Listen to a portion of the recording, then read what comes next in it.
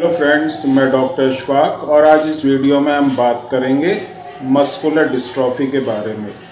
Muscular dystrophy जैसे कि मैंने पहले काफ़ी वीडियोस में जो है इस बारे में बताया भी है और बहुत से ऐसे वीडियोस अपलोड किए हैं जिसमें मस्कुलर डिस्ट्रॉफी के तरह तरह के जो सिम्टम्स होते हैं उनके बारे में बताया है, उसके ट्रीटमेंट के बारे में बताया है, किस तरह से हम इस प्रॉब्लम को जो है इसकी प्रोग्रेस को रोक सकते हैं, कम कर सकते हैं और पूरी तरह से ठीक भी कर सकते हैं। ये सब आपको पहले वीडियोस में बता रखा है। आज इसी सब को एक सम अप हम करते हैं और मस्कुलर डिस्ट्रॉफी के जो मेन सिम्टम्स होते हैं, क्योंकि स्टार्टिंग में जब मस्कुलर डिस्ट्रॉफी किसी बच्चे को होती है तो उसको पहचानना जो है और जल्दी पहचानना जो है बहुत ही ज़रूरी होता है, क्योंकि जितना आगे टाइम बढ़ता है उसमें जो मसल्स की जो वीकनेस होती है, मसल्स में जो डैमेज होता है वो बढ़ता चला जाता है, फिर उसकी रिकवरी भी उतनी ही मुश्किल होती है। तो किस तरह से हम पहचान सकते हैं अर्ली एज में कि बच्चे को मस्कुलर डिस्ट्रॉफी है या इसको किसी दूसरी प्रॉब्लम से जो है चलने में, उठने बैठने में प्रॉब्लम हो रही है। तो डीएमडी बच्चों में, क्योंकि जो मस्कुलर डिस्ट्रॉफी होती है वो ड्यूशन मस्कुलर डिस्ट्रॉफी होती है जिसको डीएमडी कहते हैं। तो डीएमडी वाला जो बच्चा होता है उसमें कुछ सिम्टम्स होते हैं और इन सिम्टम्स को पहचानना बहुत ही ज़रूरी है।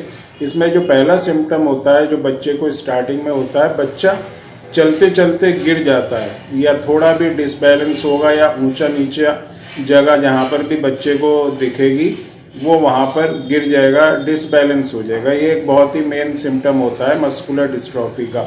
इसके बाद जो दूसरा सिम्टम होता है वो ये होता है कि बच्चा जब उठता है, बैठ के जब उठता है तो घुटने पे या नीचे ज़मीन पर हाथ रखकर उठता है। विदाउट सपोर्ट उसको उठने में परेशानी होती है और अगर ये प्रॉब्लम थोड़ी बढ़ जाती है तो फिर कुछ बच्चे क्या होते हैं, पीछे को टांग करके और आगे को हाथ ज़मीन पे लगाकर उठते हैं।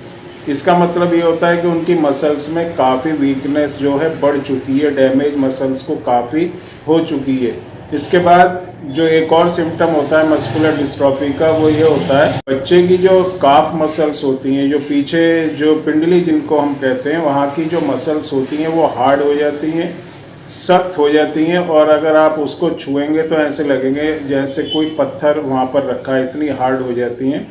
मसल्स इकट्ठी हो जाती हैं, टूट फूट होके मसल्स वहाँ पर इकट्ठी हो जाती हैं। ये एक सिम्टम होता है मस्कुलर डिस्ट्रॉफी का जिसको ड्यूशन मस्कुलर डिस्ट्रॉफी कहते हैं। इसके बाद जो एक और सिम्टम होता है कुछ बच्चों में क्या होता है कि एड़ी उठा के बच्चे चलने लगते हैं, पंजे के ऊपर बच्चा चलता है, पूरा जो पैर है ज़मीन पर रखने में उसे परेशानी होती है।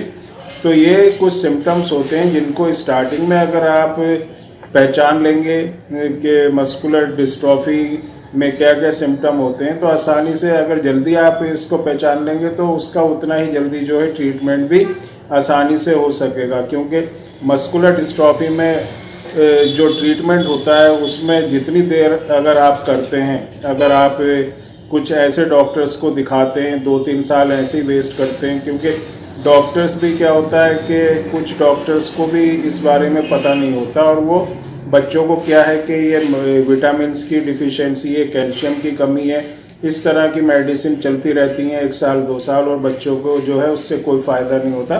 तो अर्ली जो डायग्नोसिस होता है वो बहुत ही ज़रूरी होता है। ये तो एक फिज़िकल डायग्नोसिस है, देख के बच्चे को आप किस तरह से पहचान सकते हैं। इसके बाद फिर उसके टेस्ट होते हैं, जांच होती है। अगर इस तरह की दिक्कत लगती है बच्चे में तो फिर उसकी ब्लड टेस्ट होता है जिसको सीपी के टेस्ट करते हैं, क्रेटाइन फॉस्फोकाइनेज जो एक एंजाइम होता है उसकी जांच होती है जिसका लेवल 180 या 190 तक होना चाहिए। उससे अगर बढ़ा हुआ लेवल आता है तो बहुत हद तक ये मुमकिन है कि बच्चे को मस्कुलर डिस्ट्रॉफी है। और उसके बाद जो है मसल बायोप्सी होती है, मसल्स की जो एक छोटा सा नीडल से या पीस लेके उसकी बायोप्सी करी जाती है जिसमें उसका जेनेटिक जो है कॉज पता करते हैं। तो इस तरह से मस्कुलर डिस्ट्रॉफी के बारे में हम पता कर सकते हैं। अब बात आती है इसके ट्रीटमेंट के बारे में। एलोपैथिक सिस्टम में कोई खास ट्रीटमेंट होता नहीं मस्कुलर डिस्ट्रॉफी का। होम्योपैथिक में काफ़ी अच्छी मेडिसिन आती है जो मसल्स की वीकनेस की जो प्रोग्रेस होती है उसको रोकती है, मसल्स को स्ट्रेंथ देती है और मसल्स की जो रिकवरी होती है उसको भी ठीक करती है, मसल्स में जो है ताकत देती है और बच्चा धीरे धीरे क्या होता है उसकी मसल्स में स्ट्रेंथ आती है। सीपी के लेवल जो बड़ा होता है वो भी नॉर्मल आने लगता है।